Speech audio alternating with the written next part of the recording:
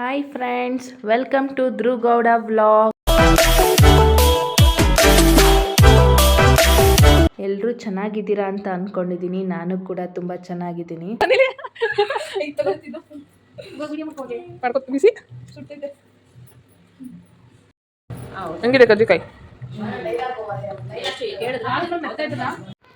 ಸಾರಿ, ಲೇಟಾಗಿ ಪೋಸ್ಟ್ ಮಾಡ್ತಾ ಇದ್ದೀನಿ. ಮೊದಲನೇದಾಗಿ ಎಲ್ರಿಗೂ ಸಂಕ್ರಾಂತಿ ಹಬ್ಬದ ಶುಭಾಶಯಗಳು. ಇದು ಸಂಡೆಯ ವ್ಲಾಗ್ ಆಗಿರುತ್ತೆ. ನನ್ನ ತಂಗಿದು ಗುರುವಾರ ಸೀಮಂತ ಇತ್ತು.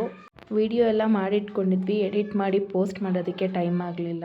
ನಿನ್ನೆ ಸೀಮಂತ ಮುಗಿದಿದೆ, ಹಂಗಾಗಿ ಇವತ್ತು ಪೋಸ್ಟ್ ಮಾಡ್ತಾ ಇದ್ದೀನಿ. ಯಾರು ಏನೂ ಅಂದ್ಕೊಬೇಡಿ.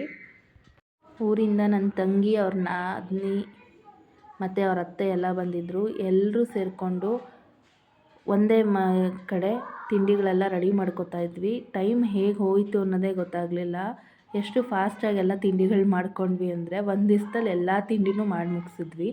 ಚಕ್ಲಿ, ನಿಪ್ಪಟ್ಟು, ಕಜ್ಜಾಯ, ರವೆ ಉಂಡೆ, ಕರ್ಜಿಕಾಯಿ, ಚಿರೋಟಿ, ಈ ಎಲ್ಲ ಥರ ತಿಂಡಿನೂ ಮಾಡ್ಕೊಂಡ್ವಿ ಮನೇಲೇ. ಯಾವುದೂ ಹೊರಗಡೆಯಿಂದ ತರಿಸ್ಲಿಲ್ಲ.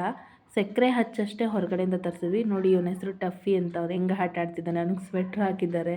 ಚಳಿ, ತುಂಬ ಚಳಿ ಇದೆಯಲ್ಲ, ಅದಕ್ಕೋಸ್ಕರ ಅವನಿಗೆ ಸ್ವೆಟ್ರ್ ಹಾಕಿದ್ದಾರೆ.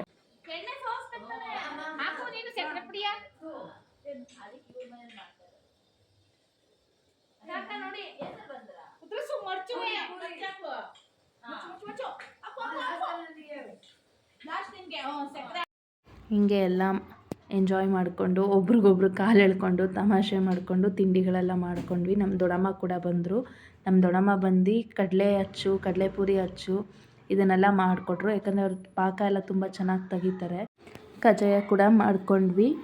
ಈ ವ್ಲಾಗ್ ನಿಮ್ಗೆ ಇಷ್ಟ ಆಗಿದೆ ಅಂತ ಅಂದ್ಕೊತೀನಿ. ಲೈಕ್ ಮಾಡಿ, ಶೇರ್ ಮಾಡಿ, ಸಬ್ಸ್ಕ್ರೈಬ್ ಮಾಡಿ. Thank you for watching. Next ವಿಡಿಯೋದಲ್ಲಿ ಸಿಗೋಣ.